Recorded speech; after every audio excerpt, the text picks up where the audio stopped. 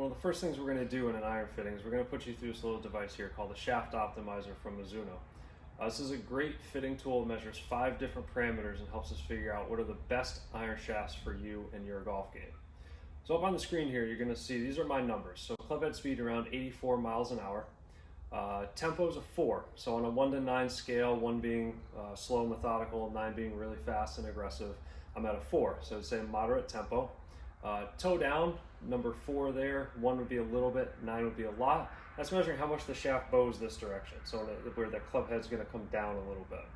So 4, moderate amount. Next one's kick angle, so that's measuring how much the shaft is going to kick forward through impact. So basically, how much is the shaft moving in this direction, right? So the club head's going to kind of jump in front of your hands at some point, and this is measuring how much. So again, for me, moderate number there at a 5. And then that last number, release factor, just measuring when exactly your hands get involved in releasing the golf club. So 9 would be a really early release up here, and a 1 or 2 would be a really delayed release right down at impact. So kind of middle of the downswing is when my hands start to get involved in releasing the golf club. So based on all those numbers, Mizuno software is going to put up all these shaft recommendations. Believe it or not, there's 18 shafts on this list. Typically, we'll stick in the top 5, 6, 7 recommendations. So this is actually the shaft I use, the one that you see highlighted there, the Pro Modus 105X. The reason I like that shaft for myself is it really helps me with controlling the golf ball. I do feel like I don't lose any distance going to that extra stiff because it is one of the lightest and softest in that category.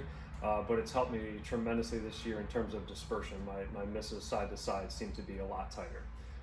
This thing will also measure, their system will help us measure the length of the club. So we'll take your height, we'll take your knuckles to floor measurement, which you'll see there.